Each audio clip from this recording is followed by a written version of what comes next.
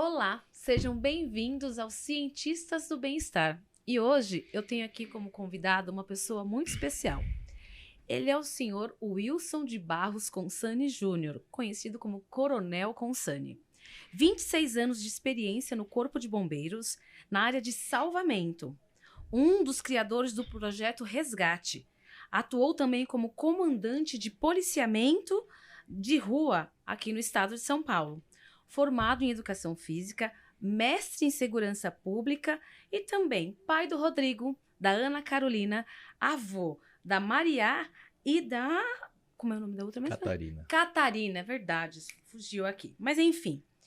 E aí você deve estar se perguntando, bombeiro, ciências do bem-estar, qual é a área da questão da polícia aí que a gente sempre fala que admira, que a gente sempre fala assim, caramba, eu admiro muitos bombeiros. Aliás, muitas pessoas nem sabem que para você ser bombeiro no estado de São Paulo, você é um policial. Mas, quem vai explicar direitinho sobre isso e o que isso tem a ver com as ciências do bem-estar é o Consani.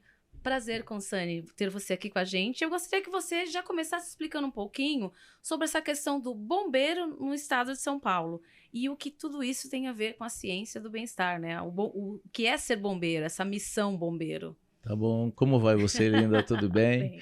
Prazer enorme. Muito obrigado pelo convite. Muito alegre de estar aqui participando desse empreendimento maravilhoso que eu tenho certeza vai ser um sucesso incrível. Amém. Ser bombeiro é uma coisa mágica. Ser bombeiro é uma bênção de Deus. É uma situação, é uma coisa indescritível, absolutamente indescritível, né?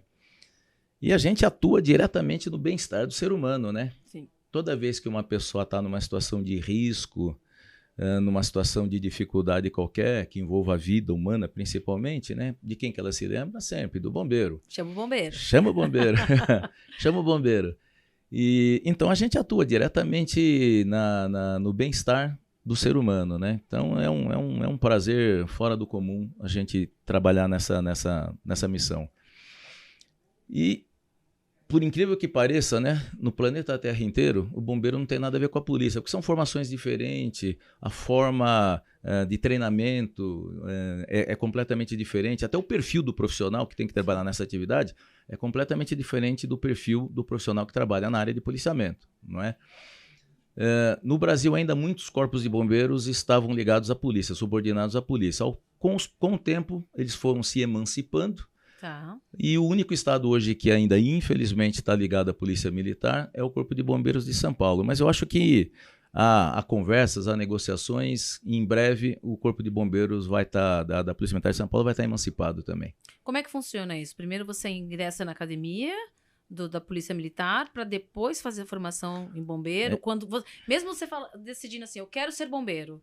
Primeiro você tem que entrar na Polícia Militar, prestar concurso, é isso? Isso. Para quem não conhece, vamos lá, eu também quero entender isso, gente. Como é que é esse caminho, Consani? Exatamente. Para eu me tornar um oficial do Corpo de Bombeiros, eu prestei concurso para entrar na Academia de Polícia Militar. Então, a gente faz durante 5 anos, hoje são 4 anos, a gente faz a formação de policial militar. Me formei oficial da Polícia Militar. Tá. Para ir para o bombeiro, eu tive que fazer um curso de bombeiro para oficiais. Metade dele é feito na Faculdade de Tecnologia, metade da carga horária, metade da carga horária na Escola de Bombeiros. Então, a gente tem que fazer um novo curso depois que a gente se forma oficial para conseguir ingressar na carreira de bombeiro. Então, até do ponto de vista de recurso público, né, é um pouco de gasto desnecessário, já que eu desde criança tive o sonho de ser bombeiro. A maioria, na verdade, né? Quem é bombeiro quer ser bombeiro desde sempre. Já tem esse perfil, já tem esse sonho. Eu poderia ter entrado direto na escola de bombeiro e economizaria 4 anos de recursos públicos, né? E teria me formado direto e ido trabalhar e exercer a profissão que eu sempre quis. Mas eu acho que é uma questão de tempo. O Brasil inteiro já está emancipado, né? E já o Corpo de Bombeiros de São Paulo vai acabar se emancipando também, com certeza. Até por uma questão de custos, né? Até por uma questão de custos, de formação, de qualificação do profissional, né? Eu acho que é um caminho inevitável. Uma das grandes questões que sempre é levantada quando nós temos conflitos na área de segurança pública é sobre o psicológico do profissional. Né? E dentro da corporação, como eu falei anteriormente, o bombeiro é sempre um um profissional admirado. Tanto Sim. que as pessoas não conseguem ligá-lo ao policial, né? A gente sempre fala o bombeiro e o policial. Mas os dois estão ali lado a lado, né? Sim. Qual é o perfil de um bombeiro? Quem é o que é ser um bombeiro? Ou esse perfil psicológico do bombeiro? Qual é o grande, né, o grande intuito quando você fala assim, desde sempre quis ser bombeiro? Psicologicamente falando, quem é essa pessoa? Olha, eu costumo dizer o seguinte: o profissional do bombeiro ele tem que ter um espírito ajudador. Sabe aquele cara que tem prazer em ajudar as pessoas? Tem prazer. A grande conquista dele, a grande satisfação dele está em ajudar o próximo, ajudar o prazer. Esse tem que ser o espírito básico do cara que quer ser oficial do Corpo de Bombeiros. É muito bonito, é muito bacana, mas não é fácil. O treinamento é duro, é intenso, a gente é submetido a enormes pressões físicas, psicológicas. A gente trabalha com o que há assim, de pior no ser humano. Eu trabalhei na área de salvamento, e a área de salvamento é a área que trabalha com queda de avião, soterramento, desabamento, enchente, desastre. Então a gente lida com o caos humano, né? Então é uma profissão que exige muito da parte emocional, né? Do profissional. Então ele tem que ter esse espírito realmente, ele tem que sentir prazer em prestar serviço e ajudar. Cada vez que toca o alarme, né, a sirene lá, a gente tem 30 segundos para sair do quartel. 30 segundos é a regra, principalmente quando envolve vida humana, né? A nossa eficácia está diretamente relacionada com o tempo que a gente leva para começar a atender o atendimento, começar a atender a ocorrência, desculpa. Quanto mais rápido a gente começar a atender, melhor as chances que a gente tem de eficácia, de sucesso na ocorrência. Quanto maior o tempo, mais chances a gente tem de, infelizmente, não ter sucesso no atendimento. Então, a gente anda nas ruas de São Paulo, não é fácil, sirene ligada, é tensão o tempo todo, a pressão psicológica é muito grande. Para isso, a gente tem que treinar muito intensamente, muito fisicamente. A gente submete os bombeiros a treinamentos com pressão psicológica e física muito pesados mesmo, para quando eles estarem diante da ocorrência, eles estarem com condições psicofísicas de atender aquele chamado, né? Então, eu resumiria a sua pergunta nisso. Ele tem que ter esse espírito realmente de ter prazer em ajudar. Eu acredito que a diferença entre ser um bom profissional e, na verdade, na prosperidade mesmo, é você amar, gostar do que a gente faz. Minutos antes de nós começarmos aqui o podcast, estávamos conversando aqui nos bastidores justamente sobre isso, né? Sobre quando a gente gosta do que a gente faz, como isso é gratificante, como é bom a gente não ver a hora passar. E eu vejo muitas pessoas falando sobre eu não gosto do meu trabalho, por que isso? E colocam a culpa no trabalho quando, na verdade, ela não se encontrou, não viu o propósito dela, não conseguiu encontrar dentro dela algo que a faça feliz. E sem, assim, sem querer glamorizar nada, gente. Porque o que você fizer, seja lá o que for, se você fizer bem feito, desde um limpador de vidro, a faxineira, tudo, você vai alcançar o sucesso. Porque a gente precisa parar, na verdade, de querer olhar para a grama do vizinho, né? Sim. Hoje as pessoas olham muito a grama do vizinho, olham muito... Só que a grama do vizinho pode ser artificial. Então, quando eu sei o que eu quero, onde eu quero chegar, eu até brinco, eu falo que o Waze pode até dar uma recalculada de caminho ali, mas eu vou alcançar. E aí as pessoas também trazem a questão financeira, né? Falamos isso no episódio anterior, mas isso tá conectado, gente. É impressionante, assim, quando você vai se conectando, como as coisas vão acontecendo. É óbvio, Lino, se você me permitir, claro, né, para complementar, fica à vontade. é óbvio que a gente tem uma chance muito maior de ser um ótimo profissional, um bom profissional, quando você tem prazer naquilo que você faz, né? Não tem a menor dúvida disso. É sempre possível a gente trabalhar naquilo que nos dá prazer? Nem sempre isso é possível. Mas você tem que descobrir prazer naquilo que você está fazendo. Não é verdade? Mas não dá para eu descobrir o prazer numa profissão? Perfeitamente. Enquanto eu não me encontro. Perfeitamente. E aí entra a gratidão, né? A gente fala muito sobre isso. É a gratidão. Falar, ok, eu ainda não estou fazendo, não me encontrei, mas eu sou grata porque esse trabalho, ele me ajuda a ter a casa que eu tenho, a comida na mesa que eu tenho, me ajuda a pagar minhas contas. As pessoas falam muito assim. Eu tenho que eu tenho gasto com a conta de luz, eu tenho gasto com não sei o que. Eu falo, gente, não é gasto, é investimento.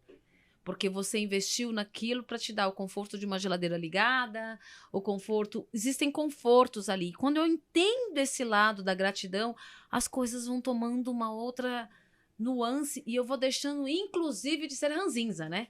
Porque isso vai deixando a gente adoentado. Eu vejo que muitas das pessoas estarem doentes hoje tem a ver com isso. É do ser humano, né? Você está falando isso, me ocorre o seguinte: é do ser humano terceirizar a minha dor. Sabe por que eu tenho sofrendo, por que eu tenho sofrendo? A culpa é do meu trabalho, a culpa é do meu chefe, a culpa... Quando, na verdade, né, a culpa é sua, né? Você não está encontrando prazer naquilo. Cabe a você encontrar prazer naquilo que você está fazendo, naquilo que você está...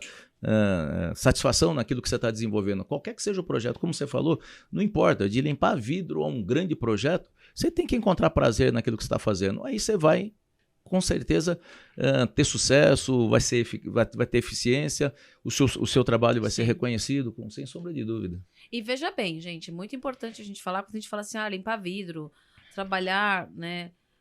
Todos esses trabalhos, eu falo que são dignos. Eu não sei limpar um vidro direito, eu embaço tudo o negócio.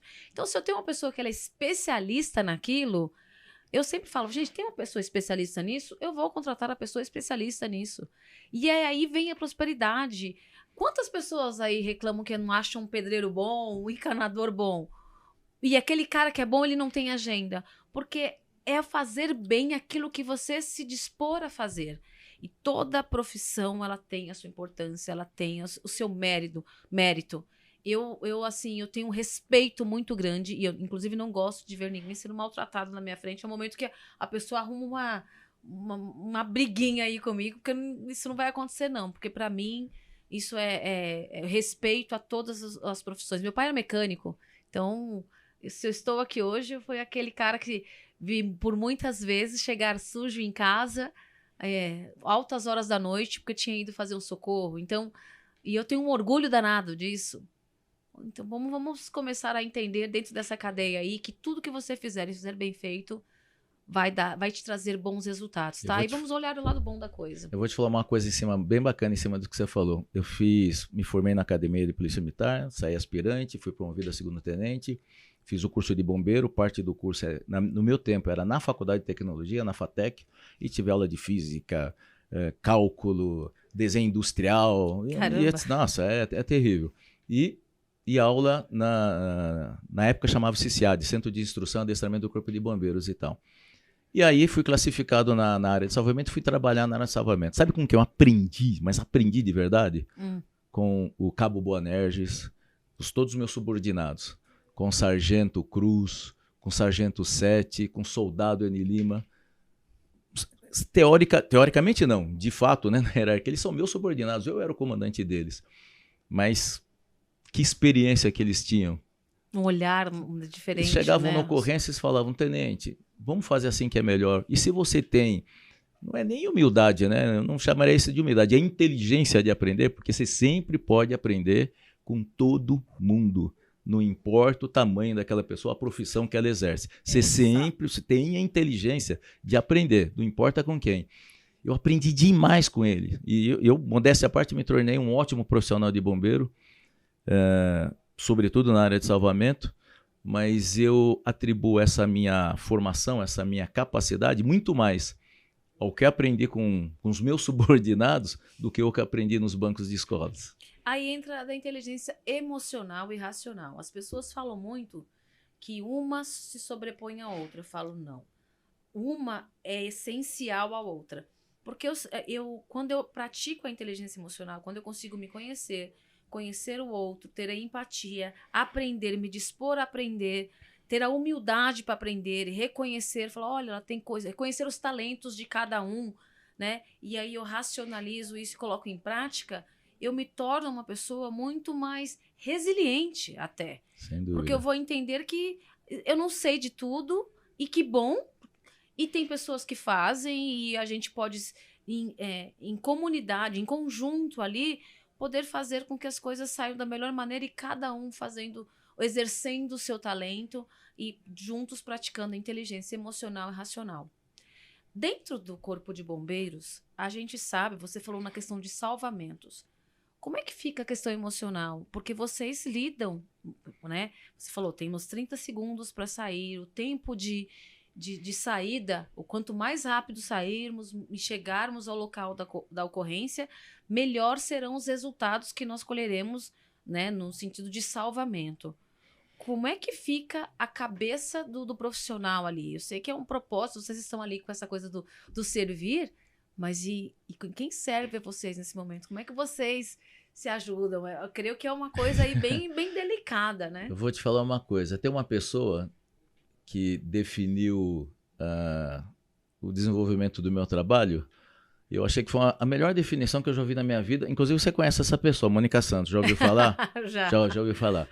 Ela definiu assim, um dia ela me falou assim, você é um agente do caos. E é fato. Uau. A gente só trabalha no caos.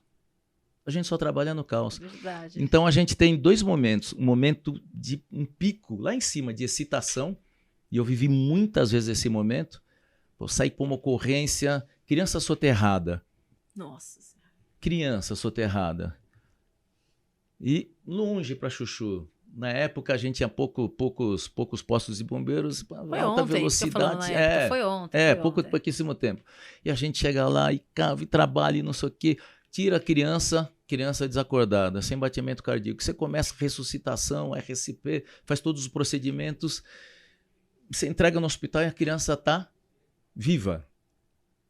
E aí você olha a cara do pai, olha a cara da mãe. Meu Deus do céu. É um pico de excitação. É emocionante. Nossa é emocionante. Senhora. Eu sei que vou chorar algumas vezes aqui hoje. Eu tô me segurando na emoção aqui para não falar, porque na mesma hora me vem várias ocorrências que eu atendi e tal. Então é um sentimento assim indescritível, absolutamente indescritível. A gente brincava, né, que quando a gente voltava dessa ocorrência, a viatura voltava, nenhum dos 4 pneus tocava no chão, a gente voltava flutuando. A gente silêncio na viatura, que a gente voltava curtindo aquela energia, né? A gente se sentia muito mais perto de Deus. Mas tem o outro lado, quando acontece a mesma coisa na mesma ocorrência e a gente não consegue salvar a vida daquela criança. Estou falando criança porque criança toca um pouco mais o coração da gente, né? Toda vida é vida, né? Mas criança, puxa vida. E aí a gente volta num estado de tristeza, de angústia, de depressão, uma sensação de fracasso. Você sai para aquela missão querendo salvar aquela vida, querendo salvar, se empenha, se desdobra, arrisca bater o carro no trajeto, a viatura no trajeto. É muito de risco que a gente corre. E em vão, você não consegue. Então a gente volta num estado assim de angústia. E daqui a pouco, mal você chegou no quartel, você pensa em almoçar, de repente o alarme toca. É que no bombeiro não dá tempo de você ficar muito tempo triste, né?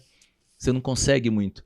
Mal você chegou no quartel, toca o alarme de novo e você sai para uma outra ocorrência. E você tem que deixar aquele sentimento, aquela dor, aquela frustração de lado, né? Para já partir para outra ocorrência, porque a próxima vítima precisa de você num alto grau de segurança emocional, de consistência profissional, para você lá desenvolver o seu trabalho, né? Então, o nosso emocional é um osciloscópio, né? Lá em cima, lá embaixo, lá em cima, lá embaixo, lá em cima, lá embaixo, o tempo todo. Então, não é fácil. E, em relação à sua pergunta, a gente tem por trás disso um preparo psicológico, uma estrutura que... Não temos. Não temos. Nós não temos hoje, na verdade, na polícia, né? No geral... Na polícia, de maneira geral. E a gente fala muito de bombeiro, né? Eu fui comandante de policiamento também, que também trabalha no caos, né? Sim, são agentes do caos. Troca de tiro, favela, estuprador, crime organizado. São agentes do caos também, né? Eles trabalham...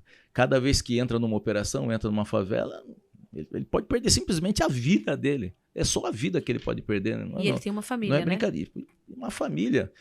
Quantos, né, colegas meus, subordinados meus, não perderam a vida, deixaram filhos, esposa, pai, mãe e tal. Deu tudo certo, que ótimo, volta para casa, acabou o serviço, tira a farda, toma banho, vai para casa. Assim, não tem nenhuma estrutura que o suporte. Por isso, em alguns momentos, você já ouviu, eu não saberia dizer estatística hoje, né, porque já me aposentei, por isso que em alguns momentos você já viu reportagens falando sobre suicídios, né, de policiais que em final de carreira às vezes acabam caindo no alcoolismo e tal, porque é uma carreira bem difícil, bem puxada, não é fácil não. Na verdade, é uma carreira sem suporte nenhum emocional. Por isso que Não. você hoje se dedica muito a essa questão do estudar, né? Ser um cientista da área. Porque eu conheço, eu trouxe o Consani aqui, porque a gente tem muitos bate-papos, a gente tem Sim. horas aqui. O podcast aqui é sobremesa perto das horas que a gente já conversou. Mas hoje você se dedica muito a isso, né? A ler, a conhecer, a meditar, a cuidar da saúde física, da saúde mental. Mas pode-se dizer, então, que você é um privilegiado, ou que o Corpo de Bombeiros é uma área um pouco mais privilegiada dentro da corporação, assim? Eu não sei se é privilegiada, né? São emoções diferentes, né? Mas nós tivemos muitos bombeiros também que perderam a vida em incêndio, perderam a vida em ocorrências. Eu mesmo atendi uma vez um soterramento, retiramos todas as vítimas, todas nessa ocorrência que eu me lembro foi com vida, e eu deixei, eu já era capitão na época, né? Deixei o comando do tenente lá para retirar material, etc, etc. Fui embora. Num dado momento houve um novo deslizamento de terra que soterrou um bombeiro. Estava indo para o quartel, voltei, fomos retirar o bombeiro e o bombeiro morreu. Então, os riscos são diferentes, mas do mesmo jeito, né? A pressão psicológica realmente é igualmente grande. E eu sinto falta, né? A gente trabalhei 26 anos, se eu pudesse eu estava até hoje atendendo ocorrência, fardado de bombeiro e tal, porque é uma paixão, uma coisa doida. Mas eu quis continuar esse trabalho, né? Sendo um soldado seu, como cientista do bem-estar. Agora fui comandante, agora estou sob seu comando. Ai, meu Deus. A nossa cientista-chefe do bem-estar aqui, me colocando à sua disposição como um soldado seu. E resolvi, você sabe, até aconselhado pelo meu filho, por alguns amigos e tal, continuar esse trabalho, mas de uma forma diferente, né? Falando no Instagram sobre a minha experiência, sobre o que eu vi da vida, sobre o que eu vejo, sobre o que eu sinto sobre conduta humana, sobre comportamento humano, que é uma forma de eu continuar exercendo o trabalho que eu fiz durante tantos anos no Corpo de Bombeiros. Você sentiu medo? O que era o medo? O medo é uma emoção, né, gente? Vocês sabem disso. Uma emoção é a principal emoção aí. Ela te motiva ou ela te trava? Como funciona essa emoção dentro da profissão de vocês? Graças a Deus, muitas vezes eu senti medo. Graças a Deus, o medo é a nossa defesa, né? Para não fazer bobagem, para nos colocar um freio, para nos dar limite. Como é que, no nosso caso específico, como é que a gente controla o medo? Treinamento. Muita gente às vezes critica, né? Já viu alguns treinamentos militares, fala que absurdo estão fazendo lá com o soldado, judiaram do soldado. Obviamente, em outro caso, aí realmente algum excesso.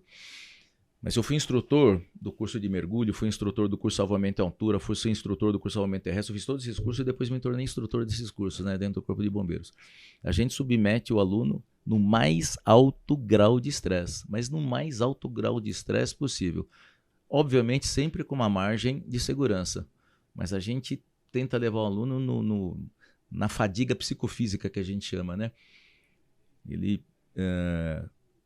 quase trava e a gente tenta aproximar no treinamento a situação o mais próximo possível da ocorrência, o mais próximo possível, para que quando ele vá enfrentar a ocorrência, ele se conheça. E aí a gente entra na sua área.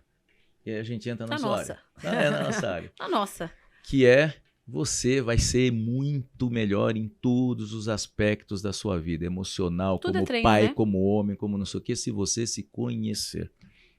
Se você se conhecer. Então, no nosso caso específico de treinamento, eu sei que eu sou capaz de dar um salto daqui ali, eu sei que eu consigo subir nessa corda, lá a gente chama de cabo, né? Não pode falar corda. Quem tem corda é relógio. Eu sei que eu consigo subir até o 4º andar, eu sei que eu consigo percorrer 14 andares correndo com esse equipamento, porque eu já fiz isso no treinamento. Então eu me conheço nessa circunstância, nessa situação, né? É lógico que na ocorrência tem o emocional, tem uma vida humana, mas no treinamento a gente simula uma situação com vida humana, a gente simula, bota fumaça, queima, quer dizer, a gente aproxima o mais próximo da realidade mesmo, que é a nossa forma de ter condição de, no momento X, no momento H, tendo medo, porque a gente tem, é óbvio, mas ter controle sobre esse sentimento e ainda assim dar um bom atendimento à ocorrência. A alimentação de vocês, vocês aprendem também a se alimentar melhor, pensando nos benefícios que ela pode trazer? Ou não? Isso dentro, vocês não são ensinados a isso, vocês vão aprendendo isso também. Como é que funciona isso? Porque ela influencia, a gente sabe, como cientistas da área, que a alimentação ela influencia no sono, Claro. no desempenho, no treino. Quando você está querendo fazer alguma coisa para a área, disputando algum campeonato na área física, você sabe que a sua alimentação ela influencia Sim. diretamente no seu desempenho. Vocês são orientados ou não? Tipo, seja lá ao que Deus quiser. Não, como é os que funciona? quartéis hoje eles têm, né, uma nutricionista que sempre procura fazer uma alimentação balanceada e tal, né? A prática, a regra é diferente, né? Muitas vezes eu saio 7 horas da manhã para atender uma ocorrência e voltei no outro dia, 7 horas da manhã. A gente passa 24 horas na rua, às vezes, atendendo ocorrência. Isso não é incomum. Então, Só na base da água? Ou na não? base da água, para na padaria, come um sanduíche. E tem uma coisa muito legal, né? Que é a simpatia, o calor humano que a população tem com o Corpo de Bombeiros, né? Então, quando a gente está lá ralando lá em muita ocorrência, sempre tem a tiazinha, a vovozinha, a dona Maria que vai levar lanchinho, o Legal. pasteleiro que vai levar o pastelzinho pra gente, a Empatia. água e não sei o que, empatia. Isso é sempre muito bacana na população, sempre. Se há alguém que cuida bem do bombeiro, é a população. Nossa, o pessoal realmente é muito bacana com a gente, demais mesmo, é Aquece muito o legal. coração, né? É muito gostoso, é muito gostoso, é muito gostoso. Para vocês verem que quando nós falamos de emoção sem treinamento, nada sem treinamento funciona. As pessoas falam muito, não, eu vejo muito, é muito comum as pessoas chegarem no próprio consultório mesmo, ou quando procuram pela internet, eu estou com crise de ansiedade, ou com qualquer outro tipo de questão familiar, né, que são inúmeras ali, e quer resolver em um mês. Vamos lá, você está uma vida inteira com essa questão, com esse problema, e em 5 minutos quer resolver? Você está com uma vida inteira vivendo no medo, na base do medo, da raiva, da angústia, enfim, essas emoções e sentimentos aí te perturbando, né, dando esse boom dentro de você em um mês. Eu sou uma defensora da terapia, da psicoterapia, da mentoria emocional, porque somente através do treinamento, tá, físico, mental, é que a gente vai alcançar bons resultados. É onde, nas situações onde que somos levados ao extremo, as coisas vão se desenrolar e aí, eu estando mais próximo desse real possível, eu vou ter um retorno muito melhor. Se você me Por permite... Sempre. Eu quero assim, mais concordar 100% com o que você está falando. No fundo, eu acho que a cura, sempre no fundo, está dentro da pessoa, né? A cura está dentro da pessoa, não precisa estar no fundo, não. Sempre está pessoa. dentro da pessoa. E a terapia, pessoas que exercem esse papel como você exerce, né? Ela é fundamental, né? Nós já até conversamos sobre isso.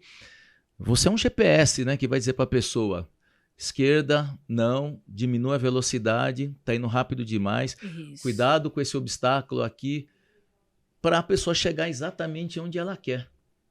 Não é verdade? Então, olha que papel fundamental que você exerce. E esse é o treinamento, né? Que você no fundo, você é uma bombeira, né?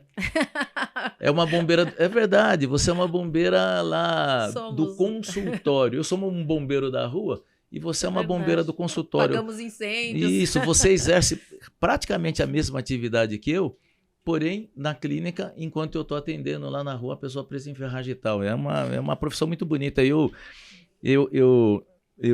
acho que precisa ser muito mais valorizada do que é, principalmente pelas pessoas. Tem muita gente que subestima ou minimiza a importância, né, desse trabalho. Né? Eu vou te fazer uma pergunta. Eu vou inverter o papel agora. Eu vou te fazer uma pergunta agora. Eu vou virar entrevistador. Eu já te fazer uma pergunta. Quanto tempo você levou para chegar nesse momento que você está aqui agora? Quantos livros você leu? Quantas histórias você ouviu? Quantos cursos você fez? Quantos para você tá com esse arcabouço de conhecimento, com essa estrutura emocional, com essa estrutura psicológica, para hoje ser uma bombeira? É muito tempo, não é verdade? Agora deu uma emocionada. Eu já tô me segurando desde a hora que ele me falou da questão do bombeiro, de salvar e tal. Né? Do flutuar ali. A gente não dá para mensurar o tempo que tá aqui, sabe? Quando a gente está naquela 1 hora de consultório, 1 hora e meia, que é o tempo que dura, por exemplo, a minha mentoria, o valor que a pessoa está investindo, pagando, seja lá qual for o nome, ela não está pagando por aquela 1 hora, ela está pagando por uma vida inteira de estudo. Quem me conhece há muitos anos, meus pais, né, minha família, as pessoas que têm o prazer de conviver comigo, sabe o quanto eu sou dedicada. Eu não passo um dia da minha vida sem que eu leia um artigo em que eu possa fazer alguma coisa para alguém. Já aconteceram muitas vezes de eu encerrar uma sessão e a pessoa sair e eu chorar, querendo ajudar aquela pessoa, chorar muitas vezes mais do que ela e falar, Deus, me ajuda a ajudar. E teve dias que eu não estava bem. O ano passado eu passei por um problema de saúde delicado, né? E eu ficava assim, mas eu quero continuar ajudando. Eu sou uma pessoa que em todos os momentos de dificuldade posso dizer que eu tenho a sorte de ter uma base muito boa, tanto familiar quanto de pessoas que me cercam. Assim, apesar de ser, né, um pouco chata, as pessoas vão ser chatas, mas é porque eu sou aquela pessoa que vai, assim, que acolhe, mas é uma vida inteira. Levando-se em conta que eu vou fazer 46 anos daqui a alguns dias, eu não me lembro da minha vida sem estudar. Eu lembro que desde o tempo do primeiro ano, eu era uma das alunas que mais liam. Eu adoro ler, eu adoro poder fazer algo, e eu adoro ser esse GPS. E eu adoro... Quando eu estou voltando para casa, você falou do carro do bombeiro, Sim. Eu andar flutuando. Semana passada tem uma pessoa que eu não atendo ela já faz um tempo. E aí eu fiz uma postagem no Stories, eu não lembro do que foi. E ela me mandou assim, linda, preciso te contar. Eu comprei meu primeiro apartamento e no dia que eu assinei o contrato, eu só lembrei de você. E para isso não tem preço. Não tem valor de sessão, porque... é pela pessoa, é saber que ela realizou um sonho e é saber que eu posso ajudar como cientista. Então, estar aqui no canal, atender, tudo isso que eu faço hoje é para ajudar as pessoas a viverem a sua melhor versão, como eu quero a minha. Eu sou ser humano, tá, gente? Eu erro pra caramba, que bom, ó, tô chorando aqui, né? Tem um pessoal aqui assistindo também, tá vendo? Mas eu amo isso, e é por ter essa emoção é que eu consigo ajudar as pessoas a trabalharem as emoções dela. Eu não estou em nenhum pedestal. Eu apenas estou ali como, né? Eu falo que eu trago um embasamento técnico baseado, inclusive, nas minhas vivências. Assim, já teve situações em que eu falei, eu não consigo ajudar, e eu não tenho vaidade de falar que eu não posso ajudar. Falar, olha, nesse momento eu não consigo ajudar. Já teve situações. Mas, graças a Deus, a maioria das vezes eu consigo dar um direcionamento. E mesmo quando eu acho que não estou fazendo nada, sempre vem essa resposta aí. Isso é perseverança? Eu posso te contar uma história de perseverança? Eu vou tentar, vou fazer uma força aqui para não me emocionar para contar essa história, porque ela aconteceu comigo. Eu sempre achei que eu era um cara perseverante. Aliás, eu acho que eu sou. Mas um dia... eu estava no 4º grupamento de incêndio na Vila Mariana, eu era o comandante. Tocou um alarme, eu era o comandante e foi uma ocorrência na frente. Quando eu vi que se tratava de uma ocorrência ali em Moema, que é perto lá da Vila Mariana, então em rápidas pinceladas, uma menina, era uma segunda-feira, mãe, posso descer na piscina? Desceu na piscina, ela tem um cabelo comprido, o rabo de cavalo desceu. Nessa hora, o zelador do prédio resolveu ligar a bomba para aspirar a piscina. Ai. Quando ela passou no ralo, o cabelo ficou preso. E ela se afogou. E uma pessoa que, felizmente, né, estava lá na sacada, viu a menina se afogar, chamou o bombeiro, enfim. Fomos lá atender, obviamente ela saiu desacordada. Eu lembro que nós chamamos o Águia, paramos a Avenida Ibirapuera, desceu o Águia na Avenida Ibirapuera, socorremos para o HC, papapá. E, durante um período, eu pedi para as guarnições de bombeiro, diariamente, passarem lá no hospital para saber como é que ela estava, né? Se ela estava se recuperando ou não e tal. Ela estava em coma vigil. O que é coma vigil, para a gente entender? Ela não tinha nenhum movimento, estava com todos os sinais, ela estava simplesmente vivendo por aparelhos, né? Tá. E a gente teve contato com a mãe, enfim. Foi uma ocorrência bem, bem difícil mesmo. Agora, o que eu quero contar, na verdade, não tem nada a ver com a ocorrência, é para vocês entenderem. Passado 10, 12 anos, por aí, eu fui numa audiência no Tribunal de Justiça Federal, ali numa travessa da Paulista. E eu estava saindo do tribunal, veio uma repórter do Estadão querer conversar comigo. O senhor que é o Coronel Constantino, falou, o senhor podia me acompanhar e tal? Mas por quê? O senhor me acompanha, então uma pessoa quer falar com o senhor. E ela me levou até essa pessoa.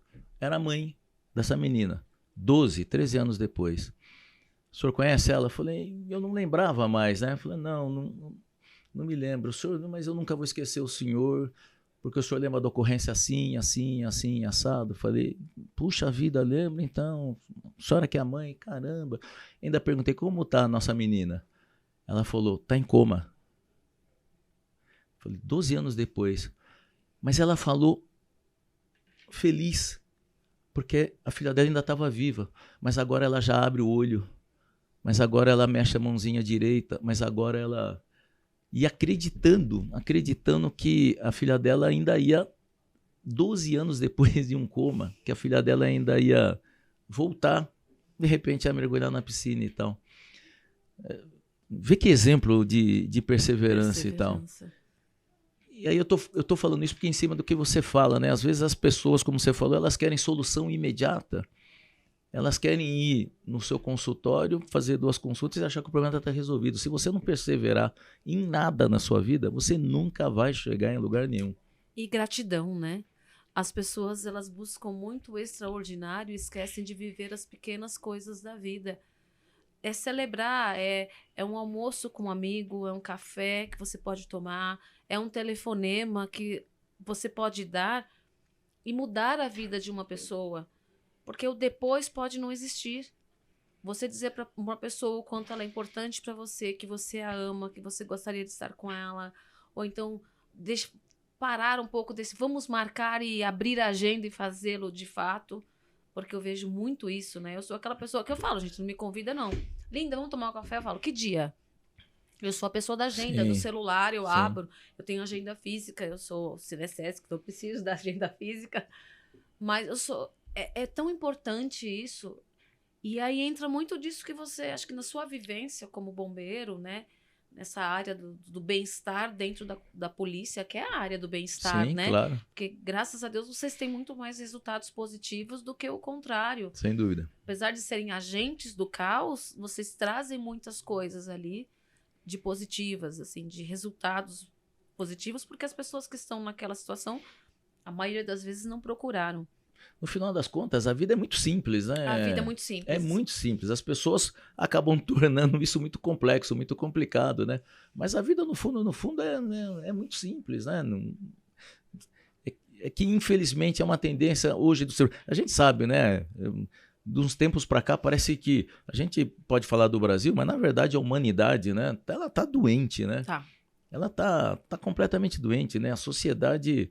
a gente tá vendo os processos todos invertidos, né? Falta de respeito, como você falou, falta de gratidão, falta de amor ao próximo. Mas é muito fácil a gente resolver tudo isso, né? Se cada um fizer o seu papel, se eu fizer o meu papel, se você fizer o seu, nós vamos tornar, obviamente, o mundo melhor, a sociedade melhor. E é simples. Não é difícil, é simples. Ser você a mudança que você quer no mundo.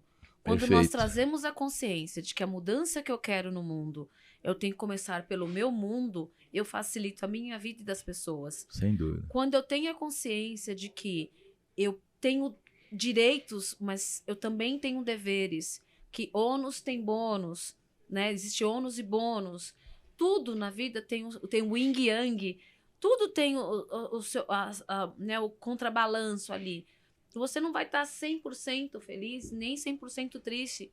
Em cada situação se pode trazer um aprendizado, se pode colher coisas. Quando você está solteiro, você não tem os benefícios de quando você está casado e o contrário também.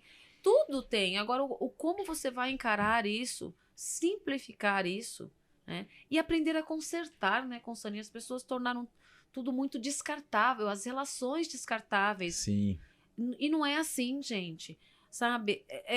Se você não olha para essa sua criança interior aqui, não acolhe, não entende que as respostas nas curas estão dentro de você, você vai ferir. Pessoas feridas ferem. Simples assim. As pessoas feridas, elas vão ferir, elas vão parecer porcos espinhos, assim. Isso. Porque elas vão ferir, ela tá com dor, então todo mundo, para ela é normal ferir. E aí depois é mais fácil eu culpar o outro, dizendo que o outro fez para mim, mas e como é que funciona essa via de mão dupla aí? Eu tenho que... É a autorresponsabilidade, que é um pilar importante do autoconhecimento, da autoestima, da inteligência emocional, enfim. Me autorresponsabilizar pelas coisas. Ser eternamente responsável por aquilo que cativa. Eu sempre faço uma pergunta. Você iria no cartório e passaria uma procuração para a pessoa fazer você sofrer? Não. Mas na prática você acaba fazendo Sim. isso, né? Você diz, Sim. eu sofro porque você... o meu pai, porque a minha mulher, porque quando eu era pequena, porque o meu patrão, porque... É como se você estivesse passando uma procuração para a pessoa... dando à pessoa o poder de impingir a você sofrimento. Não tem a menor lógica, a menor coerência. Você falou dessas dificuldades da vida, eu não lembro onde eu vi uma analogia muito interessante. Você já viu aquele aparelho no hospital que mede o batimento cardíaco, né? Osciloscópio.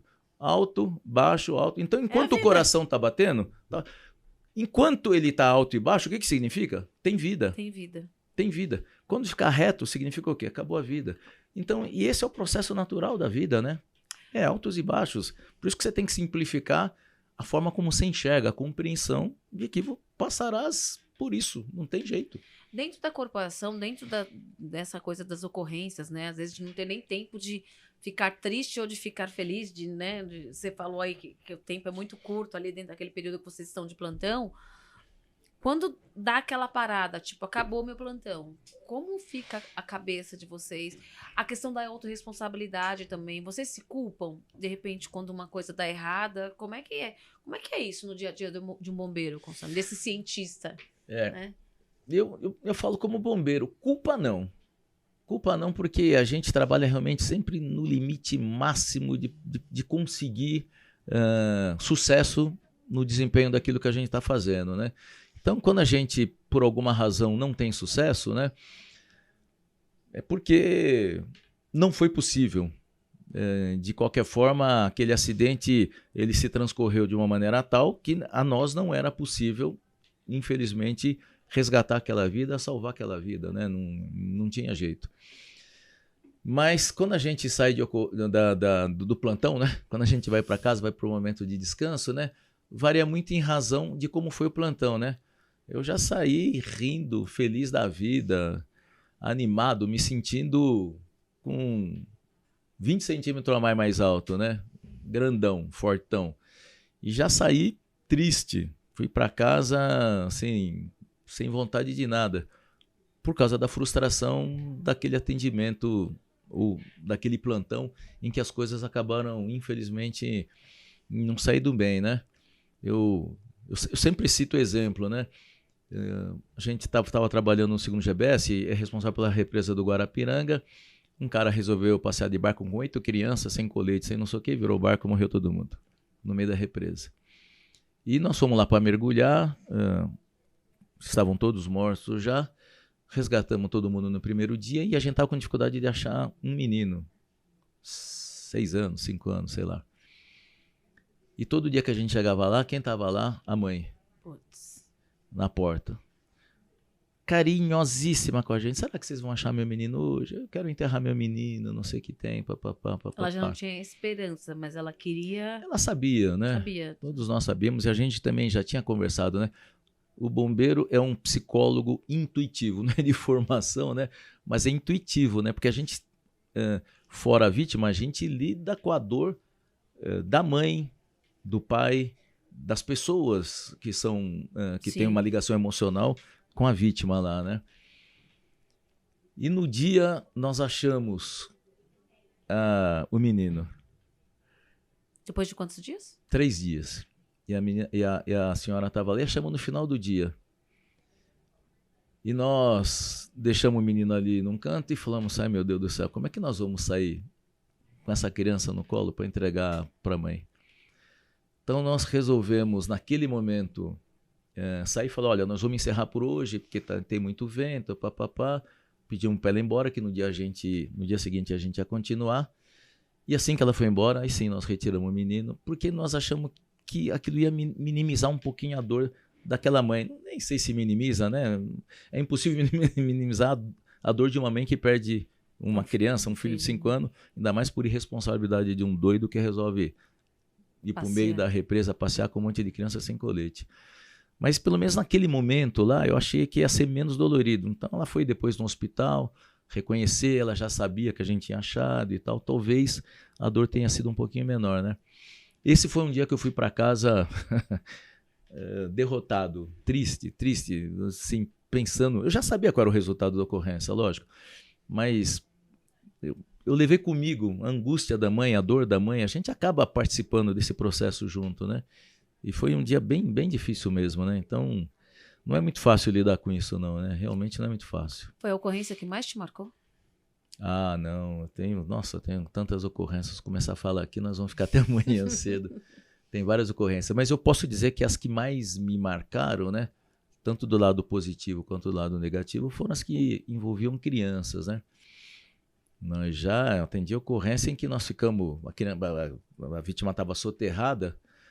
Um desabamento do prédio na Vila Maria, nós ficamos 16 horas. Caíram 3 lajes, nós ficamos 16 horas para tirar um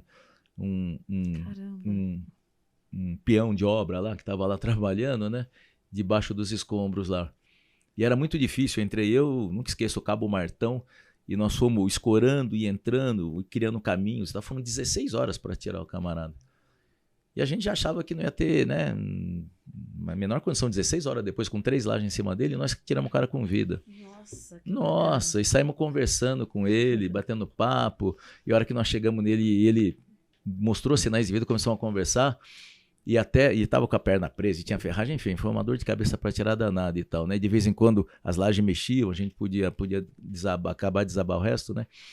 E aí começamos a levar o maior papo com ele, contamos piada, ele contou... A hora que nós saímos de lá, eu sabia de tudo da vida dele. Quando eu não queria nada da vida dele, eu sabia de coisas que a mulher dele não sabia, o filho dele não sabia. Batemos o maior papo lá dentro. Então, é uma ocorrência muito, muito, muito marcante, né? É muito legal. No incêndio do Grande Avenida, ficaram... aquele prédio que tem a antena lá da Record, né? Ficaram 18 pessoas presas no topo do edifício, né? Na época eu estava no salvamento também. Lembro que eu, Wilke, Tenente, Cabo Cleiton.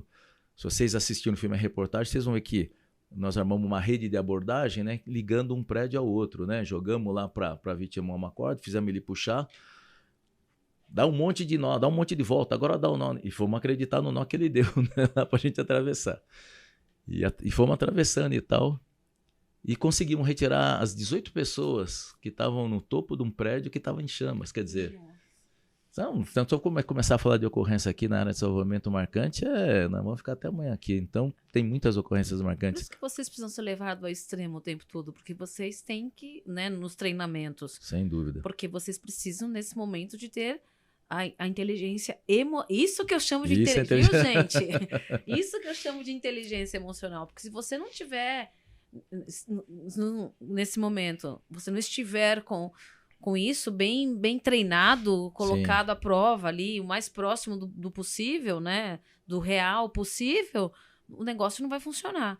E mesmo assim, com tudo isso que você está contando, vocês não têm nem a formação, nem o amparato ainda da área da psicologia e mentoria, assim? Então, não tem. Se eu falar para você que nos quartéis de bombeiro a gente tem um trabalho com psicólogo que atende. Quando algum bombeiro entra dentro de um processo e acontece, às vezes, depressivo, de angústia e tal, né? ele às vezes é encaminhado, a gente tem um hospital da Polícia Militar, né, o HM, Hospital Militar, e lá existe um departamento de psiquiatria e ele recebe um atendimento, mas isso quando ele já está doente, né?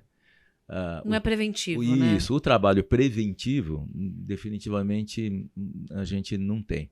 A corporação também é muito grande, né, Linda? Seria, sei lá, seria possível a gente ter um psicólogo em cada quartel, com um perfil para cada tipo de atividade que a Polícia Militar exige e tal. Talvez tudo fosse. com bom planejamento. Sim, pode ser. É tudo uma questão de boa vontade e planejamento. Sim. Se você for olhar as faculdades que nós temos aí hoje e como a área da psicoterapia, terapias, enfim, hoje nós temos várias áreas que podem atender. Nós temos aromoterapia, a herboterapia. Não. Eu vou falar fito que é mais fácil. O Henrique ensinou. Não, o Henrique ensinou lá na MTC, lá no primeiro episódio, que fala-se fito, mas não é o nome correto, porque pode ser usado outras coisas. Mas, enfim, existem várias situações ali. Hoje, no mercado, nós temos profissionais. Poderia ser possível, eu acredito de fato, ser montado um bom plano de ação, porque aí você, ajudando essas pessoas, é ajudar a ajudar. Né? Sim. Igual no nosso caso, nós terapeutas, psicoterapeutas, mentores, nós somos ajudados, temos nosso terapeuta, nós somos ajudados a ajudar e vir ali né? A gente tem que ter esse resguardo, senão a gente não dá conta do negócio. Será que outros trabalhos que envolvem assim, a emoção humana tem esse? Você lembra de algum tipo de atividade? Vamos esquecer a Polícia Militar, o Corpo de Bombeiros, alguma atividade empresária industrial que tem esse aparato psicológico? Eu sei que o jogador de futebol é submetido a uma emoção muito diferente, né? Mas ele tem todo um aparato psicológico, por exemplo. Depende, o último técnico da seleção não quis levar psicólogo para a Copa, né? Você viu o resultado, e né? a gente viu. Aí vocês veem o resultado. Você está falando de um momento que o cara se prepara teoricamente se prepararia durante 4 anos, né? Que aí tem a fase eliminatória e tal. Ó, vamos fazer essa analogia aqui para a vida. Legal. Você se prepara durante anos para viver um dos momentos mais importantes da vida. Nessa última Copa seriam 7 jogos. Se você não tem foco, concentração, se você não treina, se você não tem ali aquele treinamento psicológico, um instante você pode botar um trabalho de 4 anos totalmente a perder. O Usain Bolt fala muito sobre isso, né? Ele treina para a Olimpíada, então assim, é foco total. Os 10 segundos, os menos de 10 segundos de glória dele...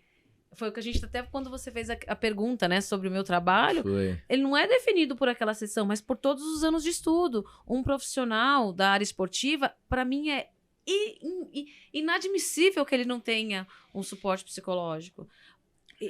A polícia não ter o suporte psicológico. Eu acho que muitas outras profissões a gente precisa parar de ficar tentando apagar incêndios o tempo todo e trabalhar de forma preventiva, a ensinar as pessoas a não mexerem com fogo, né? É basicamente isso, gente. Parar de ficar só buscando depois que o negócio aconteceu. Vamos trabalhar de forma preventiva. A terapia de forma preventiva. A terapia não é para quando você está doente. É para prevenir que você não fique doente. Afinal de contas, mais de 70% dos casos ambulatoriais hoje, eles não existiriam se eu tivesse tratado da mente da pessoa. Prevenção. É prevenção. Prevenção é a chave do mistério. É a chave. E aí, quando você fala de policiais, militares, né, os bombeiros e tudo mais, não terem um suporte psicológico, é tão surreal. E dá, sim. É tudo uma questão de boa vontade. Fazer ali um planejamento, sabe? Fazer de uma forma em que essas pessoas pudessem ter o suporte, sabe? Desmistificar. Mas aí entra um pouco de machismo? Será? Talvez sim. Porque, né, aquela coisa do cara ser forte, não precisa, porque ele se basta e tal. Mas será que aí entraria um pouquinho do machismo nesse momento? Eu acredito que sim. O cara que vai para psicóloga, para terapeuta, é um fraco. A gente pega a máquina mortífera, né? Lembra aqueles trechos do máquina mortífera? Isso, do Mel Gibson, né? Isso, quando a terapeuta queria conversar com ele zombava da terapeuta, e ele tirava sarro da terapeuta e tal, né? Bem isso, né? É bem uma situação similar com essa. Eu acredito não, tenho certeza absoluta que tem, sim, né? Eu acho, vou fazer uma confissão aqui. Se lá no meu tempo de tenente e tal, vai pro psicólogo, aqui é psicólogo, aqui é salvamento, filho, que é isso? Sabe aquele negócio, não? Que é machão, salvamento, que é isso? Eu acho que eu, na oportunidade, talvez agisse assim mesmo, né? Então, é machismo. Não Seria preconceito. Então, vamos falar que é um preconceito. Preconceito, vamos dar nome. É um preconceito. Não, sim. É um preconceito de que você só precisa daquilo se você estiver doente. Seria como se fosse um sinal de fraqueza, né? Sinal de fraqueza. E a pessoa fala, imagina, eu não vou contar, de repente, até vindo do alto escalão, não vou contar que esse fulano que ele está em tratamento, está indo no psicólogo. Gente, vá ao psicólogo. Vá à terapia. E essa fraqueza, na verdade, ela está muito menos relacionada com o indivíduo que está querendo ir psicólogo, mas sim com o grupo ao qual ele está inserido, né? A preocupação dele, no fundo, não é ele, não, né? É o grupo, eu vou lá, vai todo mundo me zoar, vai todo mundo dizer, foi pro psicólogo e tal, papapá. Então ele, às vezes, se sujeita, omite uma dor, omite uma doença, e é um perigo, né? Quem sou eu para dizer para você, né? Mas é um perigo isso, né? É um perigo porque pode levar a pessoa ao suicídio, porque ela entra numa dor tão grande que depois ela quer acabar com essa dor. Entra num estado de sofrimento e, de repente, a dor é tão intensa que ela quer dar um fim de alguma forma naquela dor, né? Exatamente. E por medo da pressão social, e ele se submete nessa pressão social, ele acaba não se cuidando. É louco isso, né? Seria simples ele resolver isso, mas, como eu falei, a gente acaba complicando tudo, é doido, né? E, gente, procura ajuda, seja lá qual for a sua profissão. Os profissionais, eles têm como base o sigilo.